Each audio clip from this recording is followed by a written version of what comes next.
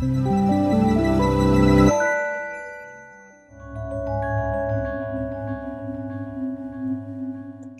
I'm Ben Graham. Welcome to our lecture on natural resources and development.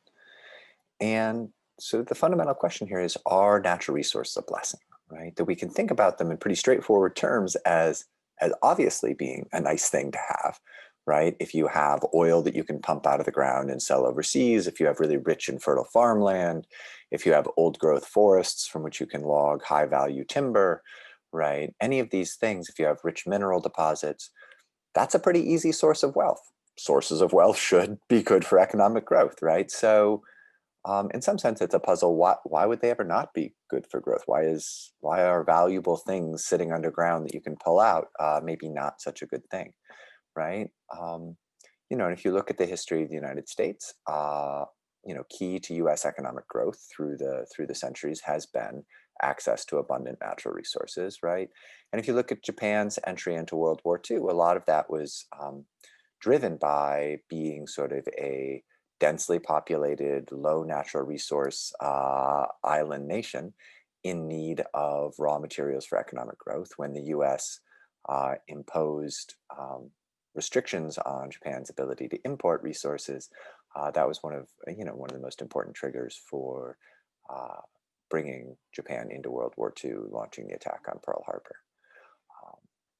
And fundamentally, if you don't have any natural resources, right, if you have very, very few, if you're a desert without a lot of good farmland, if you have no oil sitting underneath that desert, right, it's very hard to get wealthy from that position. But there are two potential problems with having a lot of resource wealth. And the first is the Dutch disease, and we'll talk about that. And it's named after sort of the Dutch discovery of oil and natural gas in the 60s and sort of some of the problems that came for them after that. That's the much more manageable of these two problems. The second one that we'll discuss is the resource curse, and this is considerably harder. Right, so the resource curse is the one we'll kind of focus on as potentially more devastating. The Dutch disease is, frankly, something I talk about less because it's such a major problem for development. It is fairly manageable, but because it's a really nice way actually to talk back through the effects of currency valuations and exchange rates on economic development. Okay, so Dutch disease 101 is that when you sell natural resources into international markets, you're bringing in lots of foreign currency, often US dollars, right? And your citizens and the foreign companies who may be invested in your country and selling these assets convert those dollars into local currency in order to buy local goods and services, right? This drives the demand for local currency up, which drives up the value of your local currency. So you get currency appreciation, right? Okay. The problem with rapid currency appreciation is that your exports from other sectors become more expensive and less competitive overseas, right? All that influx of foreign currency driving up the value of your local currency drives up the real cost of wages, the real cost of real estate, all these sort of local inputs to production, making all these non-resource sectors less competitive than they used to be. The result of that is that you're selling fewer exports from other sectors, right? You're exporting a bunch of oil or you're exporting a bunch of copper, but that's making it harder to be competitive in other sectors, harder to diversify your economy. The resource curse, on the other hand, comes from this basic idea of, particularly in the context of an autocrat, kind of imagining a ruler who cares only about staying in power and maximizing personal wealth, sort of gains for the autocrat and the narrow elite around the autocrat. Why would such a ruler provide human rights, property rights? Why would they invest in education and healthcare? So why is it that a ruler would do those things if all they care about is staying in power and gaining individual wealth for themselves? Well, there's two reasons they might do that. It might discourage rebellion, right? So if you're keeping people happy, they're less likely to try to overthrow you. And then the second is you want to increase the economic productivity of the citizens in your country, because the more productive they are economically, then the more you can tax and the more wealth that you can get, right? So even an autocrat that cares only about their own individual wealth does care about sort of the GDP of their country, right? Making their citizens more productive. Now, this desire to increase the economic productivity of their citizens more or less goes out the window in a natural resource economy, in the sense that if you have oil, really all you need to do to get very wealthy yourself is to discourage rebellion. You don't actually need your citizens to be economically productive, right? You can buy off the most dangerous of your opponents, or just spend money on, on a military and a secret police, and go and really repress very heavily.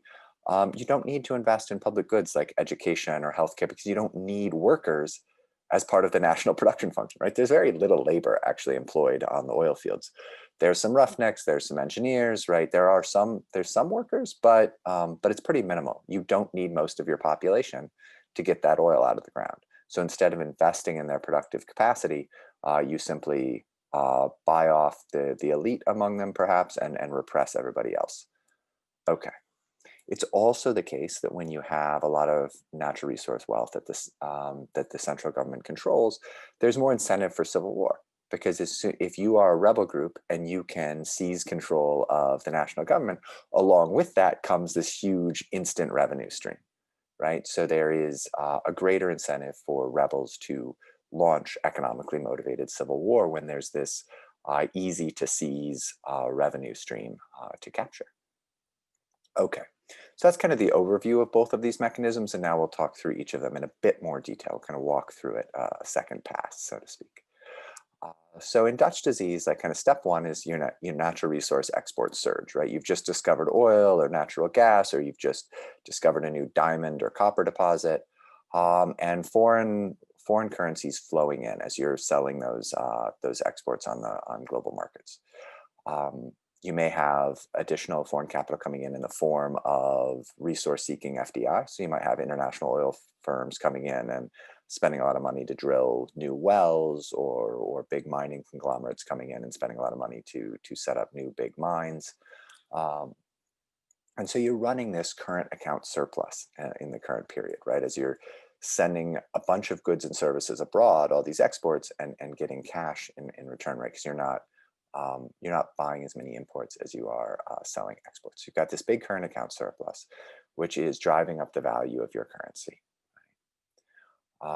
And the question, and I really like one of the videos I assigned about sort of the resource curse issues, I'm sorry, the Dutch disease issues associated with the oil sands in Alberta, Canada.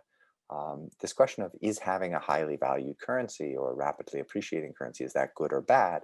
And the answer they give in the video is yes, right? That it's both good and bad, right? So let's walk through sort of the good and the bad of having a currency that appreciates dramatically, right? The bad is that land and labor are getting more expensive, right? So those are the inputs into domestic production, right? That means that particularly manufactured goods are getting more expensive to produce. So your exports are becoming less competitive overseas, exports are declining, and jobs are lost, right? Like the natural resource sector, with the exception of agriculture, and particularly less mechanized forms of agriculture, natural resource extraction tends not to be particularly labor intensive. The good side of having a highly valued currency is that you can buy more stuff, right? You do get some increased employment in natural resource extraction, not a ton, but some. But especially because your purchasing power is greater, you actually have the increased ability for your manufacturing firms to invest, right? While all these local inputs in terms of, real estate and especially labor have gotten more expensive, the ability to buy, kind of robots for the assembly line and that kind of stuff, those types of inputs that you can import, the capital kind of stuff, that's gotten cheaper, right? So your ability to build really fancy assembly lines and go after really high-tech manufacturing may have actually increased, right? And as you're getting more capital on the assembly line, that's raising productivity per worker, which can offset the increase in wages and allow high-end manufacturing to remain competitive, even if kind of lower end, more labor-intensive, less capital-intensive forms of manufacturing become less competitive. Okay.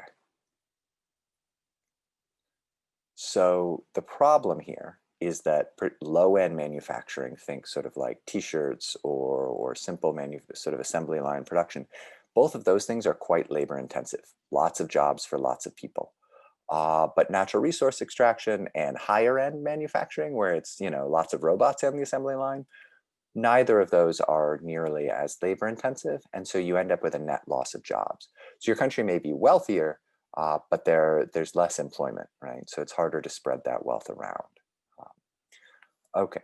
So the last thing is that, if we kind of think about like what's the takeaway here, it was sort of like, we talked about sort of Dutch disease as the problem you should be so lucky as to have, right? Like it's definitely a problem, but it's not insurmountable, right? And essentially, if you're able to tax natural resource profits and invest those, or have firms that are reaping those natural resource profits and investing them efficiently, right? So if you're getting sort of a lot of government investment in education, if you're getting a lot of firm-driven investment in high-end manufacturing tech, you may end up sort of in a net positive world where you're like, yeah, it's really good we had all this oil discovered, or we discovered all these minerals. This has been really good for our country overall. But it also can have more danger. If you're not able to invest that effectively, or if you're not able to bring kind of that run up in your currency value under control, it can be kind of rough. The resource curse, on the other hand, is considerably harder to manage, right? And so with the resource curse, we're particularly focused here on oil, natural gas, diamonds, some real high value tropical hardwoods, things that we call lootable resources, where you can kind of control a small chunk of territory and with very little labor, pull out some high value exports to sell on the global market. And both of these things, this tends to cause bad governance and civil war. Okay, so we're going to step all the way back to one of these concepts that, like veto players or something like this, is really kind of fundamental to social science. And this is the distinction between a stationary bandit and a roving bandit. And a roving bandit, think the Vikings or the Mongols, right, in earlier times. A roving bandit comes in and takes everything that citizens have, right? So they're riding in, they're killing people, they're taking all of the valuables in a community, and then they're continuing on to the next place, right? And if the citizens starve in that area, no problem for the roving bandit. The roving bandit just moves on to the next village. Okay. But the stationary bandit can only extract just so much, right? And so here, think the ruthless autocrat or the organized crime syndicate, right? That they want to extract as much as they can from a population, but they need to leave citizens enough to survive and enough to stay productive, right? So they end up like, this is a stationary bandit who's going to stay put and has a long-term interest, has incentives to want citizens to be productive, right? So they're going to extract as much as they can, but there's reason for the stationary bandit to invest some in protecting the citizens from other bandits, making sure that they can survive, maybe even in some contexts, getting them educated, and giving them some public goods, some infrastructure, that sort of thing, to make them more productive. So there's more wealth to tax, right? So these are kind of key distinctions here. That stationary bandit is also interested in avoiding revolt, and sometimes leaving a little bit of economic surplus on the table is a good way to incentivize citizens not to revolt. Because if you're deciding between buying people off or repressing them, the problem with repression is that it tends to reduce people's long-term productivity, right? You hurt them or you kill them or something like this, which among other things hurts their economic productivity. Okay, whereas if you're buying them off with public goods, with things like education or some property rights security, that's also going to enhance their productivity. At the same time, it's reducing their incentives for rebellion. Okay, and that's where we kind of get part of the idea of the social contract, which is that citizens are agreeing not to rebel and to follow the law and to pay their taxes. And the government, in exchange, is providing protection and security, and also providing services and public goods, things like education and roads and police and all this kind of stuff. Okay.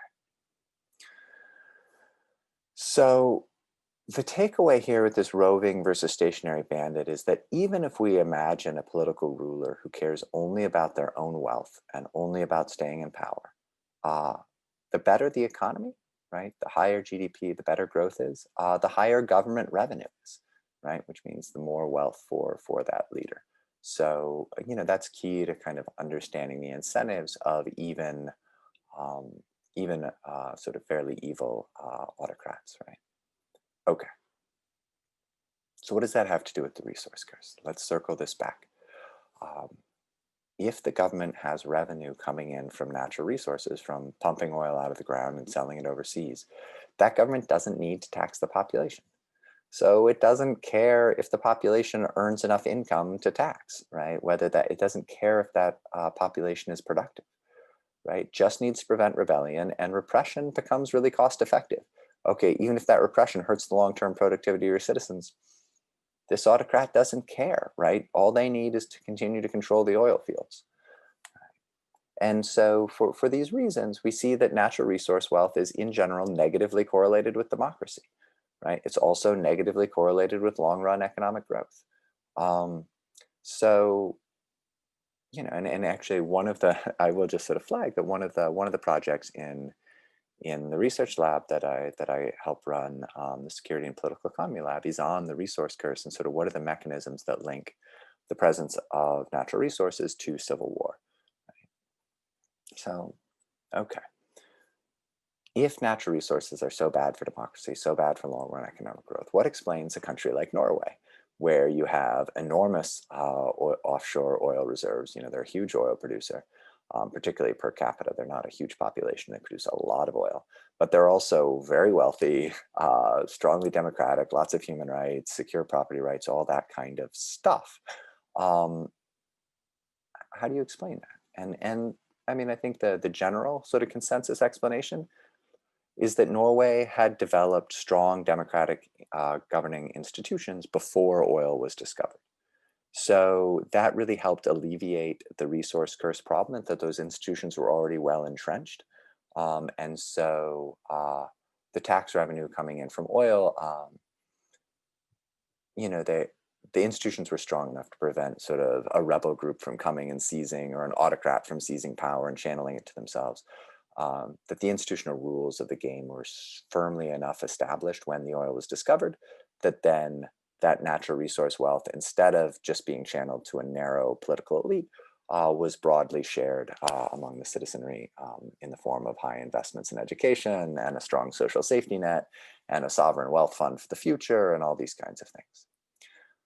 But Norway still suffers from Dutch disease, right? It's an incredibly expensive place to live, right? The cost of every local input is very high. The labor costs are extraordinarily high. So if if you try to buy things that are made in Norway, um, I was looking to buy some gifts before I came home from Oslo the last time I was there, and I was like, oh, well, maybe I'll buy like a Norwegian sweater, like a warm Norwegian sweater, as a gift. And I look at, and if it's made in Norway, that sweater is, 250, $300. If you have labor in Norway producing something, it's going to be extremely expensive. So Norway doesn't export a lot of sweaters. They're really nice sweaters, but they are not globally competitive in terms of price, right? Um, so Norway instead, the things that they're exporting besides oil tend to be very high-end manufactured goods, where key inputs are human capital, and sort of technological capital as well. So very high tech, high education required kind of goods and services are the things that they can export effectively. And that's where we'll leave it on natural resources. I look forward to seeing you all in class.